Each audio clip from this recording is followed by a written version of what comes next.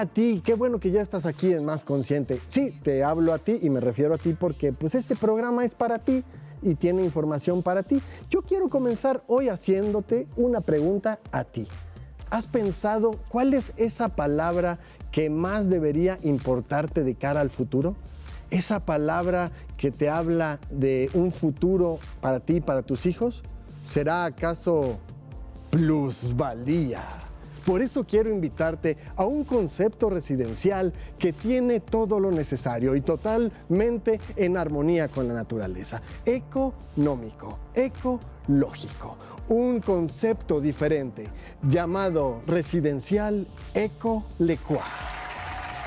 ¿Qué pasó? ¿Ahora vendes casas? No, no estoy vendiendo casas, estoy platicándole a ti que hay un concepto diferente residencial que va a cambiar la forma de vivir de las personas. Claro, y de las ardillas, de los pájaros, las cochinillas y todas las especies de ese bosque que van a destruir.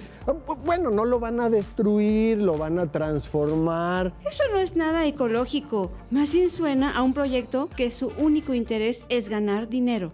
Tienes razón, pero hay otros conceptos que sí suenan a algo ecológico. Por ejemplo, está residencial Bosque de los Cocuyos. Ay, si para hacer casas van a talar el bosque, ¿cómo van a haber cocuyos? Ay, pues qué bueno que me dices todo esto, Conciencia, porque yo con esto de buscar la plusvalía, pues mi inversión casi valía gorro. Es importante que la urbanización genere el menor daño en los entornos y hacer una correcta planificación y diseño de las zonas urbanas. Bueno, de hecho, de estos temas hablamos la sesión pasada. Ay, ¿Qué te parece si nos vamos a un resumen? Vamos a ver un resumen del programa anterior.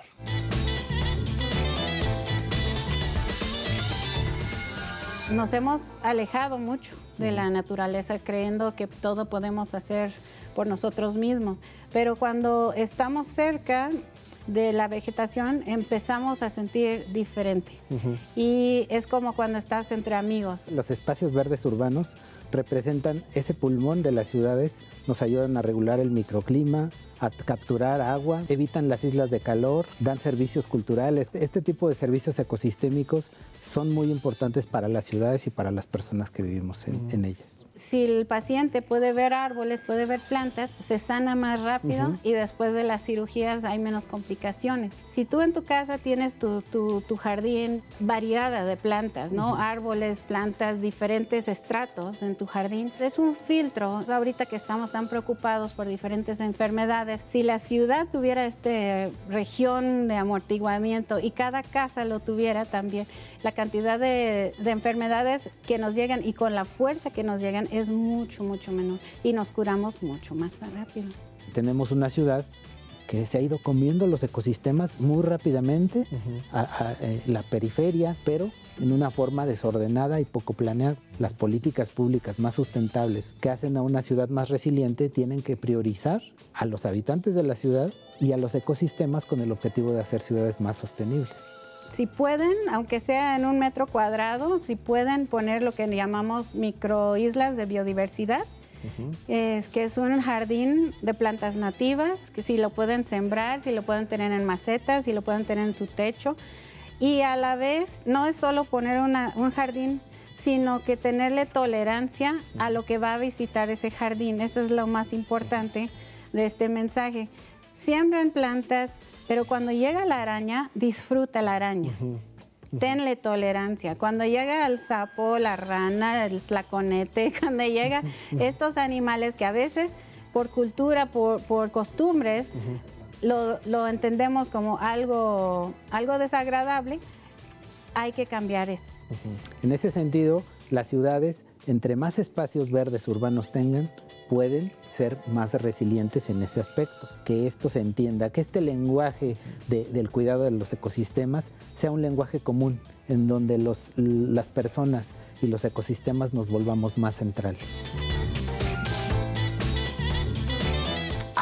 Muy bien, Conciencia, no me acordaba. Hablamos de temas bien, pero bien interesantes. Así es, Javi, así es. Hoy hablaremos sobre las ciudades sustentables. Ciudades sustentables. Y nos da mucho gusto recibir una vez más aquí en el estudio para hablar de este tema a Anaís Melody Jordan Ramírez, bióloga con maestría en neuroetología, cofundadora de la Asociación Civil Biodiversity. Estuvimos platicando con ella en el programa anterior. Hola, Anaís. Hola, mucho. Una vez más. Y también a Sergio Angón Rodríguez. Él es ingeniero civil por el Instituto Politécnico Nacional, con un posgrado en geotecnia por la UNAM, y bueno, que ha trabajado en diversos proyectos nacionales e internacionales, incluido Naciones Unidas. Ingeniero, ¿cómo estamos? Gracias, Javi. Encantado de volver contigo por acá y con la conciencia. Y con la conciencia hablar de temas importantes. Muchas gracias, bióloga e ingeniero. Y bueno, uno piensa, una ciudad, pues inmediatamente tiene que ser algo que destruye el medio ambiente o que tiene una incidencia fuerte en el medio ambiente, pero ha surgido un concepto que hay varios conceptos que se escuchan: ciudades sustentables, ciudades verdes, ciudades inteligentes. ¿Quién me pudiera clarificar un poquito cuál es el concepto real, o todos son acertados? Bueno, pues yo lo que creo es que toda esa mezcla de conceptos apuntan hacia lo inicial, lo principal, que es cómo las ciudades conviven con la naturaleza y cómo nos reconectamos con ella, cómo aprovechamos adecuadamente los servicios que los ecosistemas les dan a las ciudades y cómo retribuimos para conservar esos servicios ecosistémicos, como el agua, el más tangible, ¿no? Aprovechar los servicios ecosistémicos, los ecosistemas, los grandes espacios verdes urbanos que aún quedan, con el objetivo de conservarlos y seguir con ese patrón de sustentabilidad.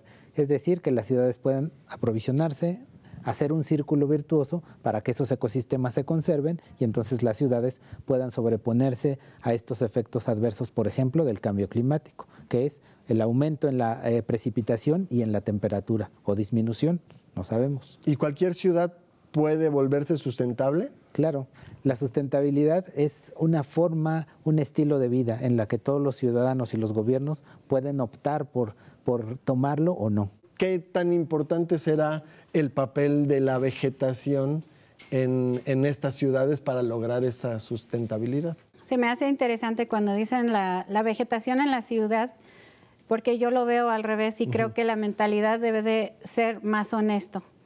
Es como cuando hablamos de la conquista prehispánica. Que tema interesante. y se va a poner bueno.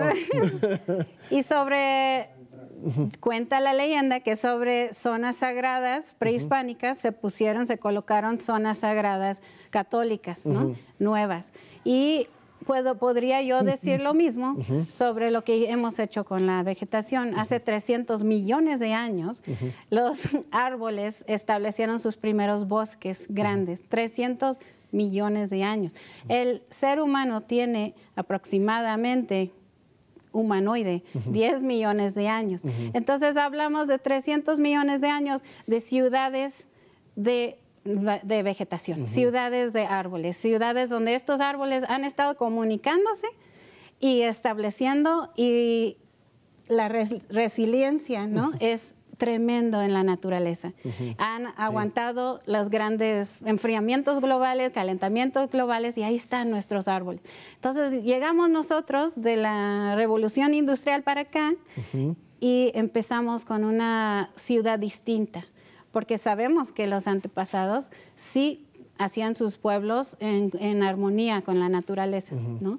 Y podríamos decir que 10 millones de años el humano sí sabía su papel dentro del ecosistema. Ahorita hay que retomar ese papel. Antes esta armonía era como orgánica, y hoy en día estamos como forzándola un poco, pero nos damos cuenta que es necesaria. Claro, porque los espacios verdes dentro de las ciudades se convierten en aliados para mejorar las problemáticas socioambientales. Y si hablamos que la vegetación urbana cumple funciones y ofrece beneficios ambientales ligados al desarrollo sostenible, lo duro es que después de años de reducción en la vegetación y expansión urbana, se hace difícil reconectar con la naturaleza para tener un futuro digno en las ciudades y acercarnos a la sostenibilidad. Entonces, ¿qué posibilidades tiene Jalapa de volverse una ciudad sustentable?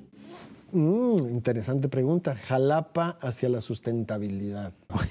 Es una pregunta capciosa hasta cierto punto, porque todos observamos cómo está nuestra ciudad. Todos hemos transitado por Jalapa y sus múltiples colonias, sus más de 400 colonias, en la que te puedes dar cuenta que esos importantes espacios verdes han ido reduciéndose para dar paso a la urbanización, como comentaba Anaís. Es decir, si el ser humano ha estado tan solo un suspiro en la etapa geológica del mundo, en el que 300 millones antes ya había bosques, y tan solo en 10 millones nos hemos encargado de hacer esto que elegantemente Anaís decía como nuevas ciudades. Nos hemos encargado de atentar contra la naturaleza en forma tal que hemos acelerado ese proceso climático, y es por eso que ahora estamos en medio de esta crisis climática que ha dado en llamarse cambio climático. Estamos ante un evento en el que no podemos decir que no vamos a tomar ninguna acción porque es imperativo hacerlo. Estamos a punto de llegar al punto de no retorno, en el que quizá los ecosistemas van a permanecer porque se adaptan, tienen una historia de muchísimo tiempo, en su ADN está cómo ser resilientes, cómo actuar y cómo conservarse. En cambio nosotros, que no hemos aprendido mucho en esos pocos millones de años en los que hemos estado, quizá no nos adaptemos de la misma forma y no tan rápido. Es por eso que adaptarse a estos efectos del cambio climático es una de las decisiones más estratégicas para las personas y para las ciudades, con el objetivo de permanecer. Está en juego nuestra permanencia, no es una cuestión menor. Exacto. Bueno, además se dice que los árboles modifican el clima urbano, estabilizan la temperatura al enfriar el aire alrededor de ellos a través del efecto de evapotranspiración. Evapotranspiración. Y de aquí, bueno, esta importancia, ¿no?, de todas estas especies en nuestras ciudades. Cuando uno hace reforestaciones y hace todo este trabajo, tiene uno que buscar especies de la región, porque a veces dices, vamos a reforestar, metemos puras palmas de las que hay allá en Hollywood para que se vea bonito, ¿no? Y pues es imposible que algunas especies se den. Cada lugar tiene su clima y sus condiciones y su fauna, ¿no? Es muy importante tomar en cuenta esto, porque cuando vamos a los viveros, y sería un llamado a los viveros, que empiecen a vender más especies nativas. Porque ahorita vas y todavía encuentras los viveros llenos de especies de ornato que no son de aquí, ninguno, casi ninguno. Entonces, cuando uno quiere poner un jardín, es muy difícil encontrar en un vivero plantas que son de esta zona, y te van a decir, sí, es de aquí, es de aquí. Lo que pasa es que son plantas que están adaptadas, pero no tienen no es un jardín funcional ecológicamente, no está haciendo las relaciones con los polinizadores, no está alimentando a quien debe de alimentar, porque pues viene de África, viene de Asia. De otro ciclo, ¿no? Viene de otro ciclo. Sí. Y son alteraciones al final. Así es.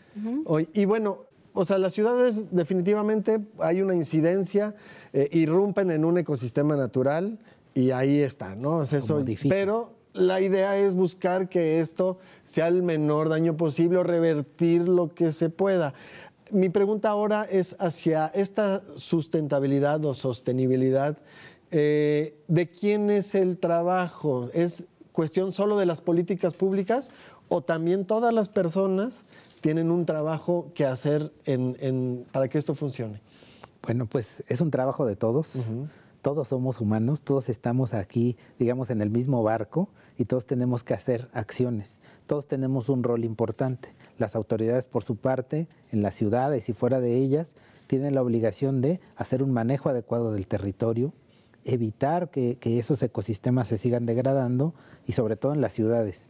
¿Cómo está conectada la naturaleza con las ciudades? Es muy importante porque la mayoría de los servicios de los ecosistemas que surten a las ciudades, agua, regulación del clima, etcétera, belleza escénica, se generan fuera de los límites administrativos de las ciudades. Entonces, parte de la obligación y del rol de las autoridades es invertir fuera de sus límites administrativos para conservar esa parte, ¿no? Y los ciudadanos, ¿qué tendríamos que hacer? Pues cuidar la naturaleza, cuidar los árboles, cuidar los jardines, regarlos cuando hay épocas de estiaje, elegir árboles adecuados para entornos urbanos. Me llamaba mucho la atención esto que dijo Anaís de que en los viveros hay un montón de especies introducidas que vienen de Asia, de África, y en Jalapa no es la excepción, Javi. La más alta incidencia de eventos desafortunados en caídas de árboles, en desgajamientos, están asociados a esas especies introducidas.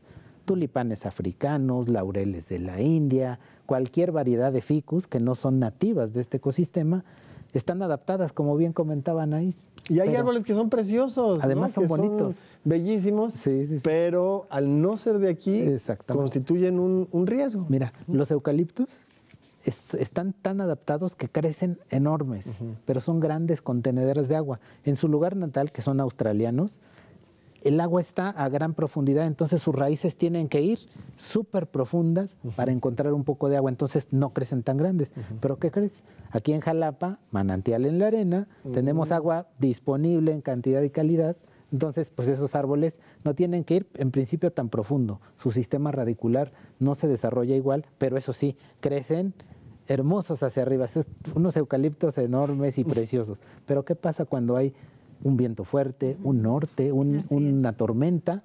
Pues pueden colapsar. ¿No? ¿Por qué? Pues porque no necesitan protegerse tanto, porque el ecosistema es tan benigno, el clima jalapeño es tan benigno, que pues los deja crecer mucho. Pero la labor de las personas, cuando yo quiero plantar un árbol, es asesorarme, por ejemplo, con Biodiversity, con el ayuntamiento, con gente que sabe de esto, con el objetivo de elegir el árbol correcto. ¿Qué pasa si hay cables de energía arriba, líneas de drenaje, de agua potable? Yo tengo que saber qué hay para poner el árbol adecuado. Conocer las características del árbol, ¿no? Conocer el árbol. Entonces, la asesoría es lo más importante y como ciudadanos tenemos que ayudarle a las autoridades, porque una de las cosas más difíciles para una autoridad local es la cuestión cultural. Tú vas de paseo a Pátzcuaro y, ¡ay, mira qué bonitos lirios hay aquí! Y decides traerte uno, pero después lo tienes en casa y ya la naturaleza hace lo suyo y empieza a proliferar. Como es una especie introducida, prolifera. Y tú dices un día, ya no lo quiero, ya tengo muchos en casa. Y ves una fuente por ahí en los tecajetes y vas y lo pones ahí. Y entonces, ese problema cultural es responsabilidad de nosotros como ciudadanos.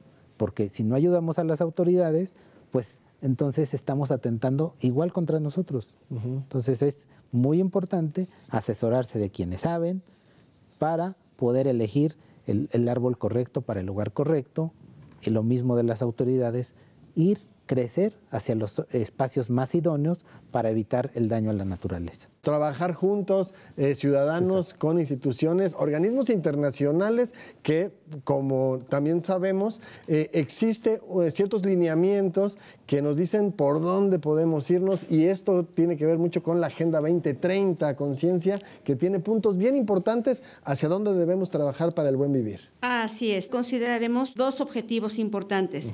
El objetivo 11, que habla de ciudades y comunidades sostenibles, que busca conseguir que las ciudades y los asentamientos humanos sean inclusivos, seguros, resilientes y sostenibles. También tenemos el objetivo número 15, vida de ecosistemas terrestres. Busca proteger, restablecer y promover el uso sostenible de los ecosistemas terrestres, efectuar una ordenación sostenible de los bosques, luchar contra la desertificación, detener y revertir la degradación de las tierras y poner freno a la pérdida de la diversidad biológica. Al respecto, me gustaría preguntarle a nuestros invitados si estos objetivos pueden ser aplicados en Jalapa.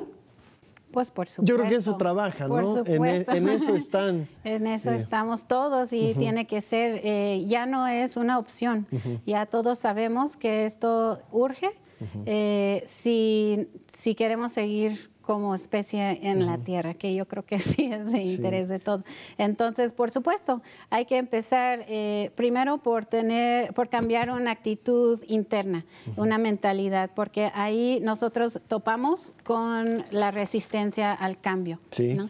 Si no podemos adaptarnos a formar nuevos hábitos y a enseñar a nuestros hijos nuevos hábitos, que estos hijos crecen rapidísimo y pronto son personas que están tomando decisiones, pronto son los que están en gobierno, pronto son los grandes empresarios, los de la constructora. Los que llevan las riendas, ¿no? Así es, y si ellos desde chiquitos fueron educados de que ya estamos en otro momento, entonces sus decisiones también serán muy distintas a las que nosotros hemos tomado hasta Así ahorita. es. Son dos objetivos. También está uno que va directamente hacia la sustentabilidad. Claro. Javi, hoy me voy a dirigir a la conciencia, concretamente. Conciencia. Yo te voy a hablar de los 3 objetivos del desarrollo sostenible que a mí más me gustan y que se están aplicando además en Jalapa. El primero de ellos es el ODS 6, agua para todos siempre. Agua para todos siempre. Claro que sí. Estamos haciendo acciones todos, un montón de organizaciones de la sociedad civil, gobierno, etcétera, para seguir conservando esos ecosistemas, para seguir contando con el agua que consumimos en la ciudad. Ese es uno de los que más me gusta porque está teniendo lugar en Jalapa. Se ha generado un modelo de gobernanza en el que autoridades, ciudadanos, organizaciones de la sociedad civil, medios de comunicación y un montón de aliados más, estamos trabajando por ese objetivo, para lograr eso. Otro de los que más me gusta es el ODS 11, Ciudades Sostenibles, en la que Jalapa también está participando desde 2014 con el Plan Jalapa Sostenible, después hizo su Plan de Acción Climática, después hizo la Estrategia de Gestión Integrada del Recurso Hídrico, ahora está en City Adapt.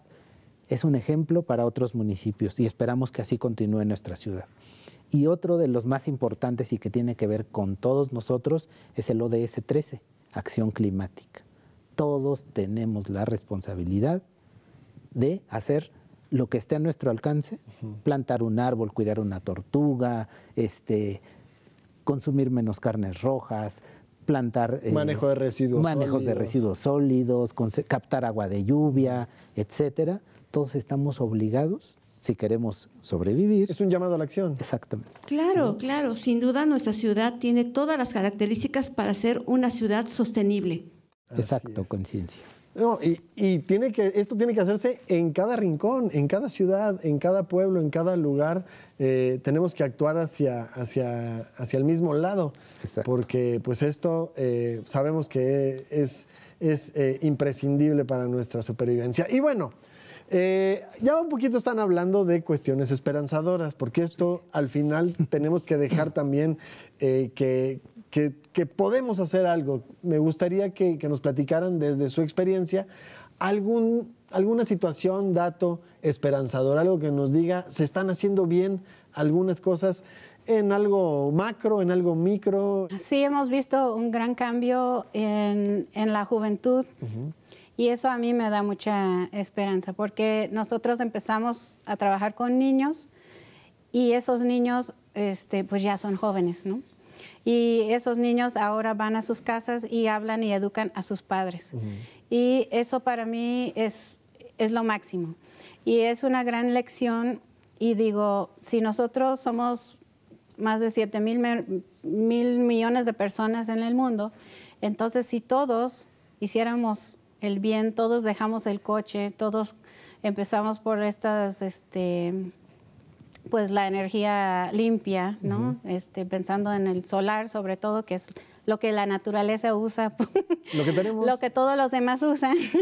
Si nosotros nos adaptamos y los 7,000 millones de personas que estamos dañando el mundo hiciera el bien, en un día, en una semana, los 7,000 millones de acciones positivas curarían este mundo. O sea que hay esperanza. Hay esperanza. Ingeniero. Lo más esperanzador que me ha pasado a mí, lo que cuando dices todo lo que estoy haciendo y todo lo que estamos haciendo todos en esta lucha contra el cambio climático y a favor de las ciudades sostenibles vale la pena, es cuando hablas con los beneficiarios. Cuando hablas con el grupo de mujeres que se organizó en el Arroyo Papas y ves cómo han introyectado, cómo han entendido que están sembrando árboles y están empoderándose como mujeres y están conociendo más y enseñando a sus hijos, como mencionaba Anaís, eso te abre muchas puertas y siempre quieres hacer más. Cuando hablas con las señoras de Arcosur, cuando hablas con doña Conchita, con Máxima, con la nieta de doña Conchita y nos dice, sí, el cambio climático nos está afectando. Oye, ¿dónde lo viste, Conchita? Pues en RTD, en los programas, la conciencia me ha estado hablando por ahí al oído. Es ahí cuando entiendes que puedes dar más y que vale la pena hacerlo. Entonces, en la medida que más programas como este de la conciencia o con más conciencia puedan aterrizar este lenguaje común que es la acción climática, la resiliencia, la sustentabilidad para las ciudades, creo que estaremos mejor. Un dato muy esperanzador es que haya este tipo de programas que difundan este tipo de información para todos. Pues les agradecemos mucho su participación, que hayan estado aquí en Más Consciente y pues la invitación a regresar cuando tengamos más cosas importantes que compartir con el auditorio. Cuando quieran. Gracias. Conciencia. Muy feliz, de verdad. Cuánta información y sobre todo, más conscientes nos vamos todos. Quisiera mencionar 7 ciudades sostenibles de México: Aguascalientes, Guadalajara, Monterrey, Ciudad de México, Puebla, Chihuahua y Mérida. Y bueno, la invitación para todos y todas ustedes es a ser resilientes, a participar a esta acción a favor de cambiar para que tengamos pues un mejor mañana. Muchas gracias por estar con nosotros. Recuerda que la semilla del cambio ahora está en ti.